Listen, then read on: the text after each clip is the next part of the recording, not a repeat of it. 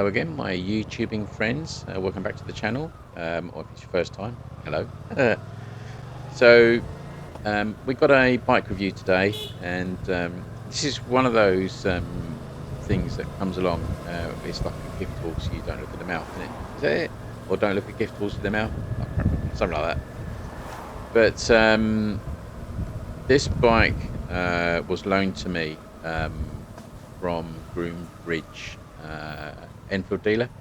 And it's actually just a courtesy bike, really, because I've had my Hunter 350 Hunter. They were doing the valve check for me. The thing with the valve check, I'll just let you know first. I was going to do the valve check and I was going to film it and all the rest of it, but speaking to them at Groombridge, just to get the valve check done on its own, nothing else, because I'll do the oil change, was 85 quid. So to keep the warranty up, I thought, well, that's a good idea, isn't it? So, and they also gave me this bike for 2 days, because when you take it there, the bike's got to be cold when you do the valve check. So I'll have this bike then. And this is their normal loan bike, because they're a Suzuki dealer anyway. So this is the Suzuki GSX8S, which is a pretty new bike for Suzuki in terms of the engine, because it's a twin-cylinder engine. I believe it's sitting in the DR800 as well, but it's a new design of engine for them. And I'll talk about the engine later as we do the riding and tiddling about on the bike. But it's actually quite a nice bike. It's not my sort of fare. It's not the sort of bike that I would buy. And I looked at this bike, and you know, it's one of those sort of things you see in the showroom or see out in the parking area. And you think, who's buying a bike like this? I don't know who would buy it, this sort of bike. But maybe I'll discuss that a little bit more, what I mean by that, as we go on. You know, it's a bit like, you know, basic Mondeos. You know, who was buying those bikes? I don't really know. Or buying those cars. They're sort of like fleet cars, and this feels a bit like that, but it obviously it's not. But it had that feeling. But anyway, I'm blithering.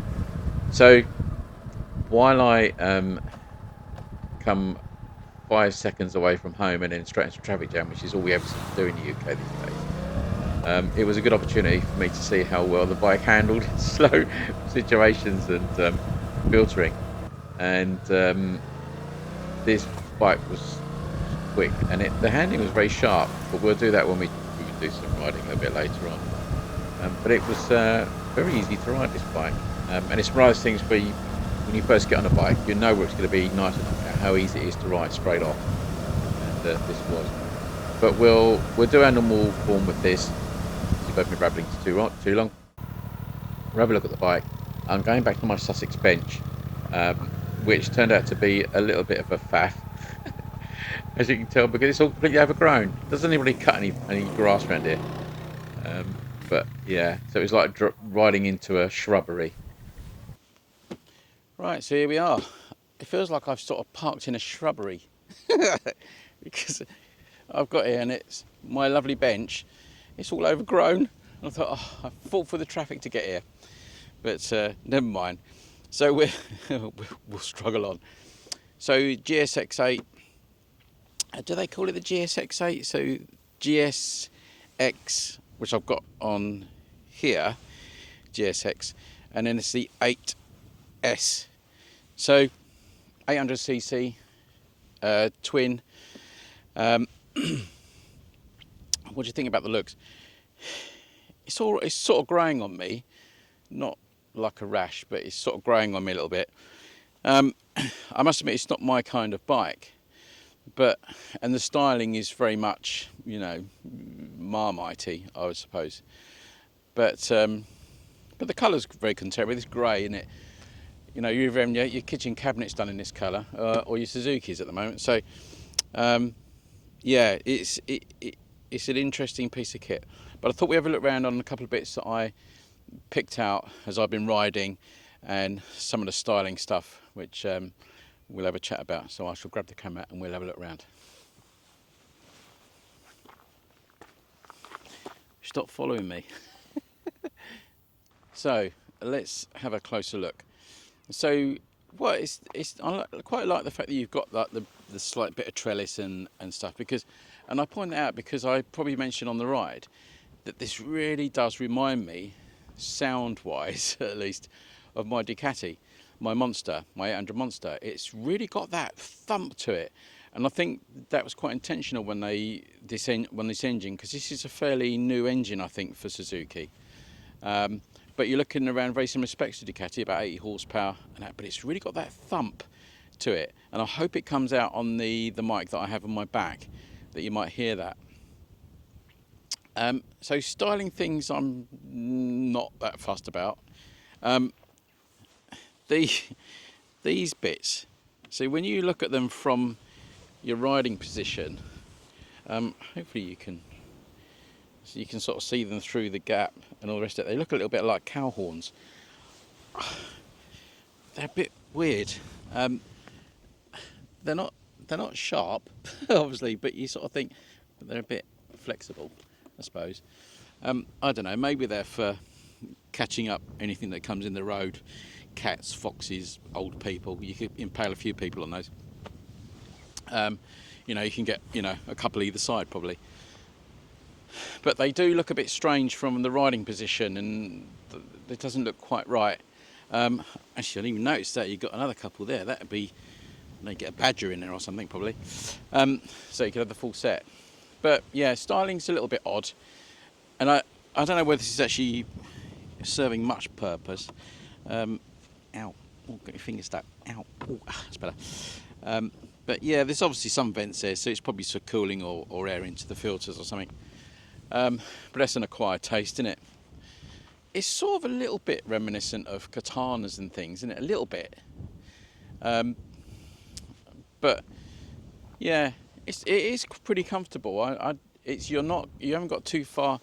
You're not that far forward on it, and I'll show you me sitting on it. But yeah, it's all right. It's a pretty clean line, isn't it? I mean, it's sort of like Suzuki's version of an MT-07, isn't it? I suppose. But I think the MT-07 is probably a bit of an easier ride than this, to my mind. I rode the MT-07, was it 06, 07, quite a lot, and that was a really interesting, refined bike. That one there. We got the local quad bike going past. That's probably the gamekeeper. He's probably think I'm poaching his pheasants or peasants. One thing I did find really peculiar, and if you can see it amongst all the undergrowth, is that when it's in first and you're all the way down, this is quite flexible. You can feel it. Can you see? I'm not pressing it. I'm just pressing it against the gearbox now. That's quite flexible. Where most gearboxes I've had, when you get down to the bottom, you're at the end, and it's the same coming up. When you get into top, you don't find it on this so much, but I have had it on other bikes. I had it on that BSA Gold Star, where you get into top gear, and the lever will still move up. Where things like my Interceptor, my Triumphs, it stops. You know there's no other gears to go, but you sort of think, well, have I got another one to go? But that's really flexible. That's a bit annoying. It makes it feel a little bit cheap, although it's not. This is interesting, and this is something I've just noticed this. We've got these sort of like fake braided hoses. I suppose this is like protecting the hose a little bit, but why would you not have it the rest of the way?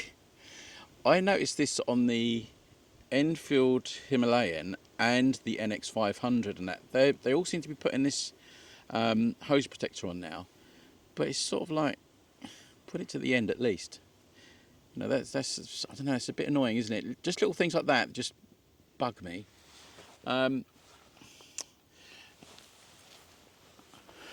You can remove the seat. You've got the seat removal is just on a key. You've got quite a lot of functionality on the dash. Hopefully you can see it, because it's quite a nice clear TFT. You've got three traction control settings. I don't understand why you'd want traction control on a road bike. Am I being a bit dim there? But you sort of think, well, I'm not going to be spinning the wheels up unless I was in the wet. But even in the wet, if I wanted to spin the wheels up, I've got to be giving it some, haven't I? Don't know. And this is, I'm not going off road, am I, on this? And then you've got throttle response. So you've got, I think, 3 settings for the throttle response, A, B, and C, and that gives you. I wonder if I can set that. That's the mileometer. Right, okay, so there's your traction control, and there's that. So I can go. It doesn't tell you what they're doing, but you've got sort of more like, if you like, a lazy throttle, absolute immediate throttle, and then somewhere in between. Yeah, it's a nice feature to have, something you could probably play with, but there you go.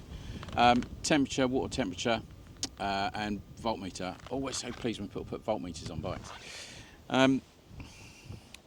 The other thing I noticed with it is, get off into the bushes again, it's quite high at the back, so that's a bit of a leg lift. If you're slightly short, you might struggle to get your leg over that. There's a joke there somewhere, but I won't go with that. But apart from that, some of the stuff I did explaining on the ride about the how it suffers a bit with crosswinds, and this thing about every time I went past like a road junction where I was on a nice straight road or driveways and things like that, if there was any breeze, and it's been a bit breezy, you can see it's a little bit breezy today, this really moved across the road, particularly the front would move, and I did sort of talked about that on the ride. So that was an odd feature. I've not had wind drift on bikes since I had my Honda DeVille, or Deauville, what you want to call it. I always call it DeVille. So that was an odd characteristic of this bike.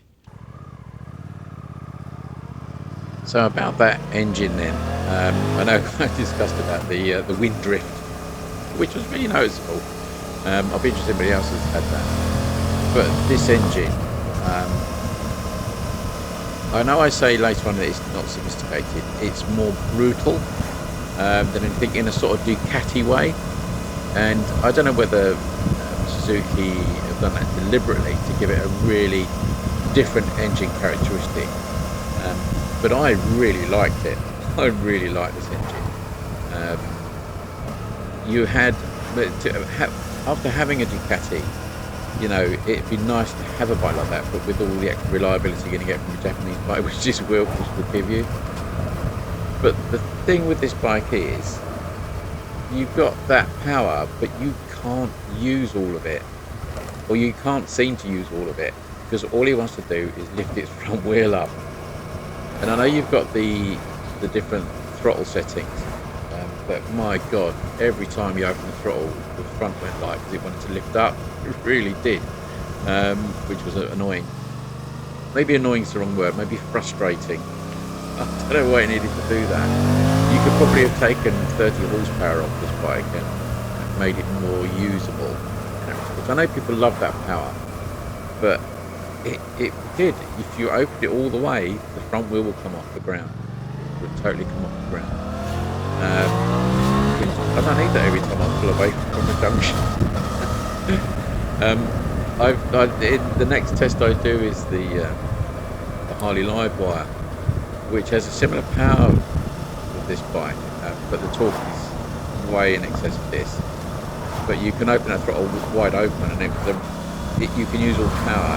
And this is a slight failing on this bike, I think. Failing, I don't know if you like the words I'm using, but I just thought, oh, stop doing that. Stop doing that. Stop lifting the front wheel. You know, some people come unstuck with it, I suppose, a little bit. But I did like the engine, and I think in the right chassis and setup, this engine could be really the next big thing for me. It was so better than any other, different to any other I've ridden in a long time. Right, just so we could get show you how hard it's a bit to get. All the bike's quite low. That is quite high. So seam position then. So I'm completely flat-footed on here. I'm 5'11", 5'10" and a bit, something like that. I've probably shrunk over the years, haven't I?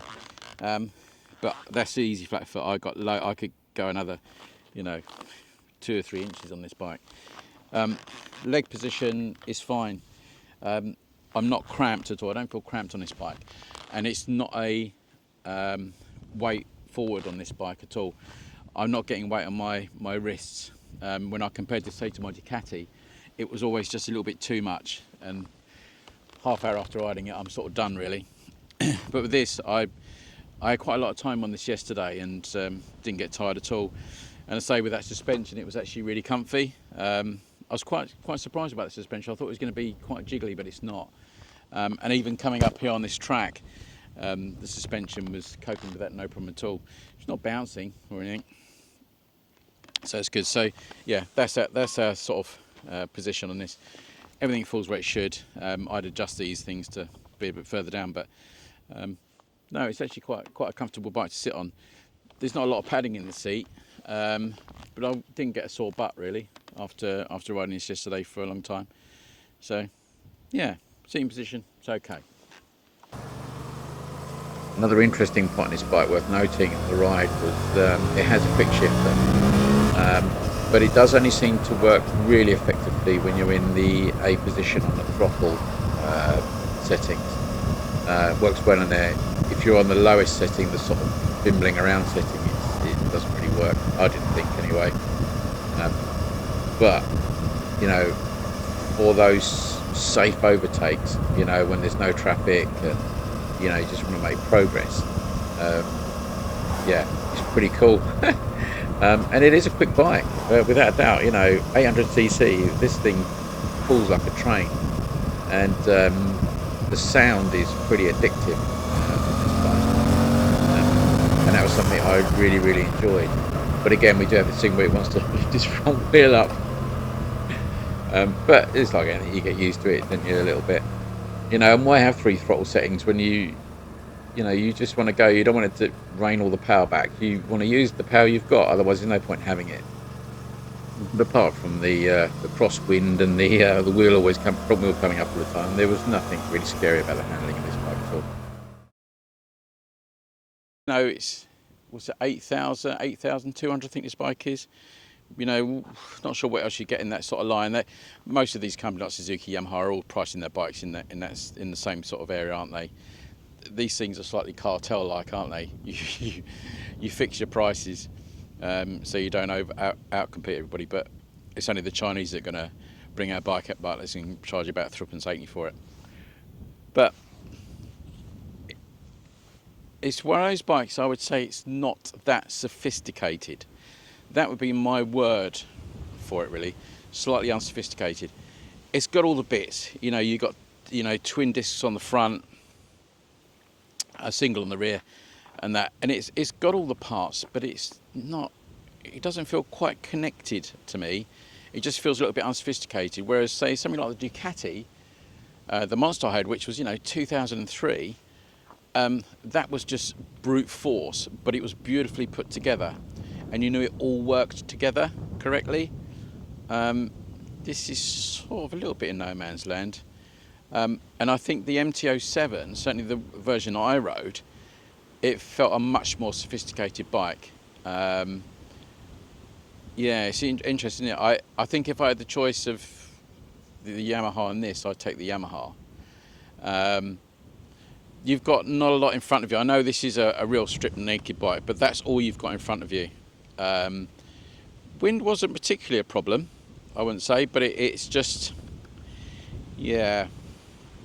To me, this is so stripped back that it's just a bit frustrating. I think you feel like you're quite vulnerable with it, whereas you would like, even if it was just a small screen on there, I think would actually make quite a big difference. But then you're going away from the naked bike, so, you know, what do I know? Naked bikes are not my thing. But the engine is really nice. It's really guttural, where you can really feel it. You can't feel it, there's no vibration at all. But it's got a very nice characteristic, which I haven't seen on a bike, or felt on a bike for a long time, since my Ducati. And that's really nice. But wow, does it accelerate? Does it kick off?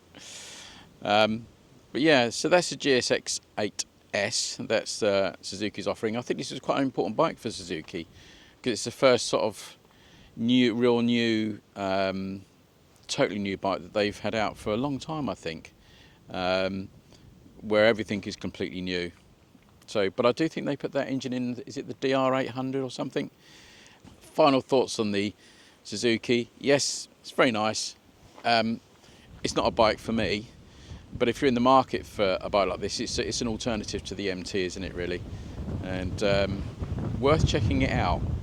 But it'd be interesting to see what the second-hand values, the residuals of the bike like this are.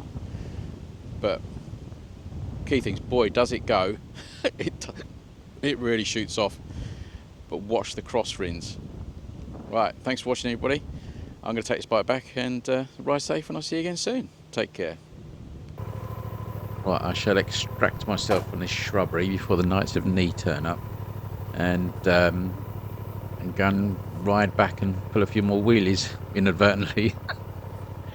But I did enjoy this bike. It was a nice distraction to play with, and yeah, I'd like to have a go on a new MT-07 and just see, you know, how that compares now to this. Because it's been a while since I rode that bike, but I certainly thought it was more sophisticated. But this is quite brutal. But that engine, really good.